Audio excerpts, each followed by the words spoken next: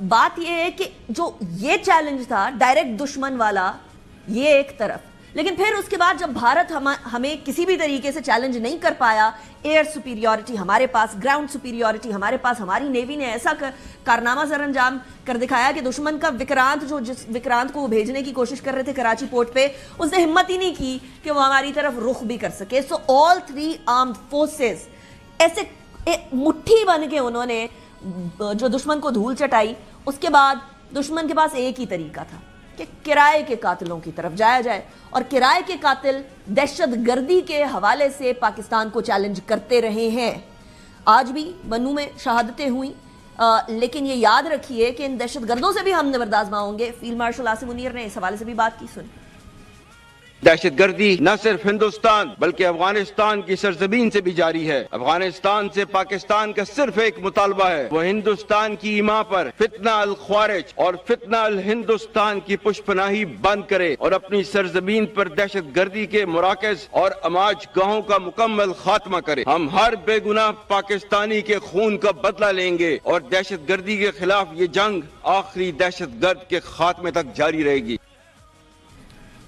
اب یہ آخری دہشت گرد کے خاتمے تک یہ جنگ صرف فوج نہیں، یہ جنگ صرف لا انفورسمنٹ ایجنسیز نہیں، بلکہ پاکستان کی عوام نے بھی لڑنی ہے. اس لیے کیونکہ یہ پاکستانی عوام کے آپسی جو اختلافات ہیں ان کو کسی طریقے سے ہوا دینے کی کوشش کرتے ہیں، یہ آپسی ڈویژنز کو بڑھانے کی کوشش کرتے ہیں، اور یہی کلبھوشن بھی کرتا آیا، اور یہی پیسے دے کر بھارت کے بہت سارے جو سفارتکار ہیں وہ ماضی کے اندر پاکستان میں کرتے رہے ہیں، کینیڈا میں کرتے رہے ہیں، یو ایس میں کرتے رہے ہیں، قطر میں کرتے رہے ہیں. سو یہ صورتحال اس ٹائم پر ہمارے ساتھ موجود ہے. اچھا، اب ہماری فورن پالیسی کے اوپر ایک بہت بڑا امپیکٹ آیا اس کا، اور جو ہماری خارجہ پالیسی کے اندر ایک ٹھوس قسم کا تگڑا پن آیا، وہ اس مارکہ حق کے بعد اس کا سٹیچر بڑھ گیا. اور آج ہم دو بڑے اہم ممالک کے اندر جن کے سامنے پوری دنیا نے اس ٹائم پر ان کی جنگ کے سامنے گھٹنے ٹیکے ہوئے تھے، پاکستان سٹیپڈ ان ایک گلوبل پیس سٹیبلائزر کے طور پر، اور پاکستان کی سفارتکاری کہاں تک پہنچی وہ بھی سنا. مورکہ حق میں مثالی فتح نے ہماری خارجہ پالیسی اور سفارتی اہمیت پر براہ راست مثبت اثرات مرتب کیے. اقوام عالم نے اس بات کو تسلیم کیا کہ اس خطے میں پاکستان ایک ناقابل فراموش حقیقت اور ناقابل تسخیر طاقت ہے. آج دنیا میں ہمارے دوستوں کی تعداد ماضی کے تمام ادوار سے کہیں زیادہ ہے. آج پاکستان اپنی مؤثر، ذمہ دارانہ اور غیر جانبدار سفارتکاری کے ذریعے تاریخی امن مذاکرات کی میزبانی کر رہا ہے. اب اصل میں پاکستان ایک امن ساز ملک بن کر سامنے آیا. یعنی پہلے ہم لوگوں نے ایک نیوکلیئر طاقت ہونے کے باوجود بھی ایسکلیشن شروع نہیں کی. بھارت نے جو ہے وہ پہلا حملہ کیا، پاکستان نے اس کے باوجود بھی بہت صبر و تحمل کا مظاہرہ کیا، صرف جہاز گرائے. اس کے بعد جو ہماری ریٹیلیشن گئی وہ الگ بات تھی کہ اس ریٹیلیشن کے within a few hours Bharat سیز فائر کے لیے امریکہ کی طرف جانے کے لیے جو ہے وہ گڑگڑانے کے لیے مجبور ہو گیا. یاد رکھیے اس سے پہلے امریکہ کا جو رسپانس تھا وہ یہ تھا کہ ان کا آپس کا مسئلہ ہے، آپس میں حل کرنے دیں. لیکن جیسے ہی پاکستان کی طرف سے بھارت کو پٹائی لگنا شروع ہوئی تو اس کے بعد پھر ان کا ریاکشن امریکہ نے بھی انٹروین کیا، اور اس کے بعد پھر Donald Trump, field marshal Asim Munir, وزیر اعظم شہباز شریف اینڈ اوورآل پاکستان کے مداح ہو گئے، جو کہ آج تک برقرار ہے. اب سفارتی کاوش نے پاکستان کو حقیقی معنوں کے اندر ریجنل سٹیبلائزر سے گلوبل سٹیبلائزر کے سفر تک پہنچا دیا ہے. سنیں عاصم منیر کیا فرماتے ہیں. کامیاب سفارتی کاوش نے پاکستان کو حقیقی امن ساز ملک کی حیثیت سے دنیا کے نقشے پر واضح طور پر نمایاں کیا. ہم یونائٹڈ اسٹیٹس آف امریکہ اور اسلامی جمہوریہ ایران کی قیادت بالخصوص پریزیڈنٹ ڈونلڈ ٹرمپ کے انتہائی مشکور ہیں، جنہوں نے اس مشکل کام کے لیے پاکستان پر اعتماد کیا. پاکستان نے اپنی سفارتی کاوشوں سے لبنان میں جنگ بندی کروانے میں ایک اہم کردار ادا کیا. پاکستان فلسطین میں جنگ بندی کے لیے بھی بھرپور کردار ادا کرتا رہا ہے اور ایک آزاد خود مختار فلسطینی ریاست کے حصول تک اپنی کاوشیں جاری رکھے گا. ہمارے سفارتی کاوشوں کے حوالے سے پرائم منسٹر شہباز شریف نے بھی آج کیا فرمایا وہ بھی ملاحظہ کریں. برادر ہمسایہ ملک ایران میں امن قائم کرنے کے حوالے سے بھی پاکستان اپنی سفارتی کاوشیں انتہائی خلوص کے ساتھ بروئے لا رہا ہے۔ اس ضمن میں ہم نے نہ صرف فریقین کو عارضی جنگ بندی پر قائل کیا بلکہ 1979 کے بعد انہیں پہلی بار مذاکرات کی میز پر بٹھانے میں بھی کلیدی کردار ادا کیا۔ خطے میں اور دنیا میں پائیدار امن کی خاطر ہماری یہ مخلصانہ کاوشیں ہنوز جاری ہیں۔ آج بھی ابھی مجھے فیلڈ مارشل بتا رہے تھے کہ ایران کا پرائم منسٹر جواب موصول ہو گیا ہے اور آگے پھر تفصیل میں نہیں جا سکتا۔ اب آپ لوگوں نے اگر غور کیا ہو تو یہ آخری فقرہ انتہائی اہمیت کا حامل ہے۔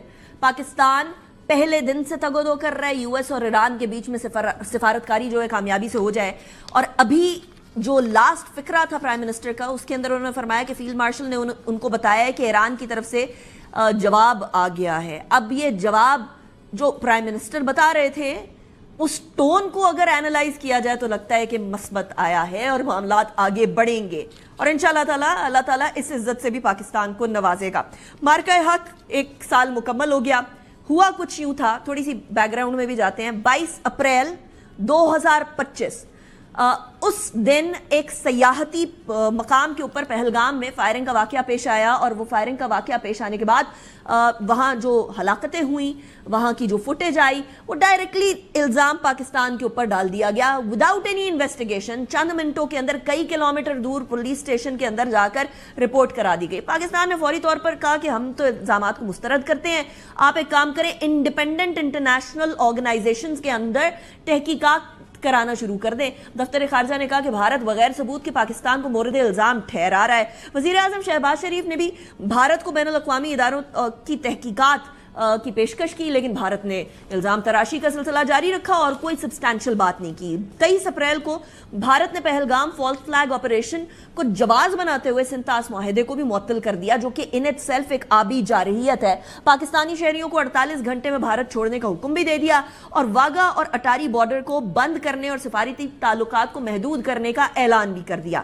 25 اپریل کو قومی سلامتی کمیٹی کا اہم اجلاس ہوا، اور پاکستان نے یہ واضح کیا کہ کسی بھی جارحیت کا بھرپور جواب دیا جائے گا، اور یہ بھی کہا کہ یہ جو پانی والی یہ جو آبی جارحیت ہے اس کو پاکستان کی سالمیت کے اوپر اٹیک کے طور پر سمجھا جائے گا۔ 27 اپریل کو بھارتی میڈیا نے ممکنہ سرجیکل سٹرائک کی کراگ الاپنا شروع کر دی، اور D G I S P R نے پھر یہ کہا کہ کسی بھی مہم جوئی کا فوراً جواب دیا جائے گا۔ دین بھارت نے 6 اور 7 مئی 2025 کی درمیانی شب کو پاکستان کے 6 شہروں پر اٹیک کیا، جس کے اندر میجر جو شہر تھے وہ مرید کے، مظفر آباد اور بھاولپور تھے، اور اس کے بعد جو ہے وہ سویلین آبادی اور مسجدوں کو اٹیک کرنا یہ ایک عجیب و غریب سی چیز تھی، منطق ان کی کوئی نہیں تھی۔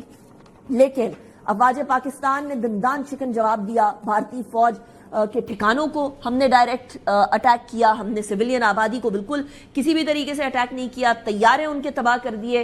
24 گھنٹوں کے اندر ہی بھارتی فوج نے سفید جھنڈے لہرانا شروع کر دیے اور شکست تسلیم کر لی۔ اس کے بعد پھر جو بزدل دشمن ہے وہ اس نے باز تو نہیں آنا تھا آف کورس۔ اگلے روز راولپنڈی سمیت مختلف شہروں پر اسرائیلی ساختہ ڈرون حملے کیے جانے لگے، جن کو تباہ کر دیا ہماری افواج نے۔ الٹیمیٹلی 9 اور 10 کی وہ رات تھی جو کہ بڑی ڈیسائسو رات تھی۔ اس درمیانی شب کو دشمن نے نور خان ایئر بیس اور مرید air base, Shorkot air base پہ مسائلوں سے حملہ کیا، جس کو پاکستان کی فضائیہ نے انٹرسپٹ کر کے تباہ کر دیا فضا کے اندر ہی، لیکن ہمارے فوجی اثاثے الحمدللہ محفوظ رہے۔ اس کے بعد پاکستان نے دشمن کو فیصلہ کن جواب دینے کا اعلان کر دیا، اور آپ کو یاد ہوگا D G I S P R نے کہا تھا now you wait and watch for our response. Bharat کی بزدلانہ جارحیت کے بعد افواج پاکستان نے 10 اور 11 مئی، یعنی وہ بالکل فجر کا ٹائم تھا، اس ٹائم پر آپریشن بنیان مرصوص کے تحت بھرپور جوابی کارروائی کا آغاز کیا، اور اس کے بعد یکے بعد دیگرے ہمیں پوسٹیں، ہمیں بریگیڈ ہیڈ کوارٹرز، ہم لوگوں کو ان کے جو ڈیپوز ہیں، ایمیونیشن ڈیپوز، وہ سارے تباہ ہوتے ہوئے نظر آئے۔ And then the world so what Pakistan was, Pakistan is بنیان مرصوص۔